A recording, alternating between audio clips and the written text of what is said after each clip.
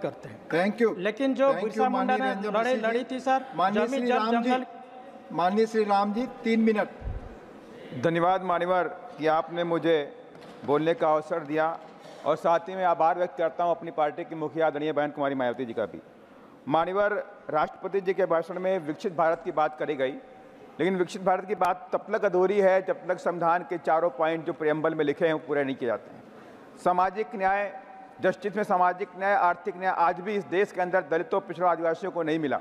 मान्यवर इस पे सरकार को विशेष ध्यान देना पड़ेगा और मैं सरकार से कहना चाहता हूं आपके माध्यम से कि रिजर्वेशन में, प्रमोशन में रिजर्वेशन का जो बिल पेंडिंग पड़ा है उसे पूरा कराया जाए, प्राइवेट सेक्टर में रिजर्वेशन दिया जाए और साथ ही विकसित भारत की बात इस देश में तब तक नहीं हो सकती जब तक हम शिक्षा की तरफ नहीं बढ़ेंगे।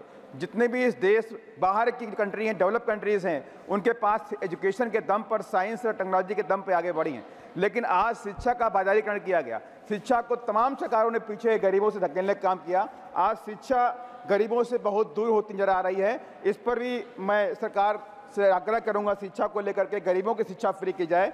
साथ ही जातिवाद एक बड़ा जहर है, जब तक सोच विकसित नहीं होगी, जातिवाद से बाहर नहीं निकलेंगे तो बात नहीं बनने वाली। पूरे देश के अंदर जातिवाद की घटनाएं बढ़ी, अत्याचार की घटनाएं बढ़ी। अभी कुछ दिन पहले उत्तर प्रदेश के फिरोजाबाद में एक दलित युवक को थाने में और वहाँ पे जेल के अंदर पीट के मार डाला गया और ऐसी कई घटनाएं देखने को मिलती हैं। मानवर एक दुर्भाग्य की घटना घटी हरिद्वार के अंदर, एक 13 साल की बच्ची के साथ कई लोगों ने बलात्कार किया। ये घटनाएं दुखद है मानवर, इन पर भी सरकार को रोक लगाना चाहिए कि ऐसी घटनाओं की पुनरावृत्ति देश में नहीं होनी चाहिए।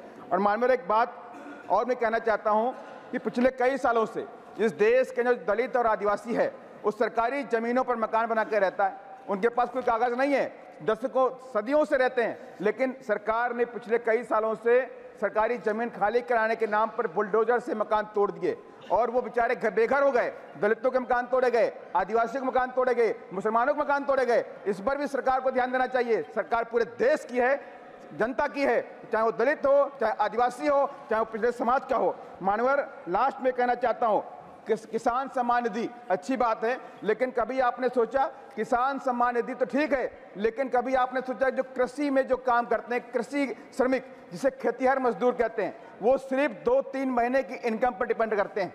मानवर मैं सरकार से कहना चाहता हूं आपके माध्यम से, जो खेतिहर मजदूर है, कृषि श्रमिक है, उनको भी किसान सम्मान निधि की तरह कृषि श्रमिक निधि देने का सरकार काम करे। और साथ ही मैं आपके माध्यम से कहना चाहता हूं कि SC/ST जो हैं, आर्थिक न्याय कैसे मिलेगा? SC/ST OBC के लोगों को उनके अपने पैर पे खड़ा करना पड़ेगा।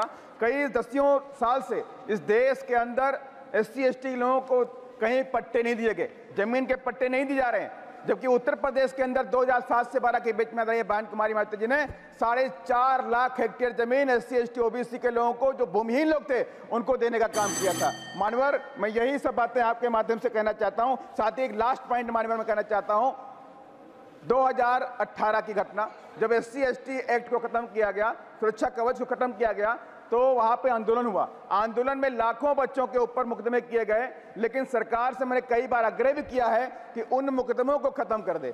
जब आपने बात को मान लिया है, SC/ST कानून को वापस भी कर दिया, तो उनके ऊपर लगे मुकदमे वापस कर दे। ये मेरी सरकार से अनुरोध है आपके माध्यम से। धन्यवाद। जय भीम, जय भारत। धन्यवाद माननीय श्री राम जी।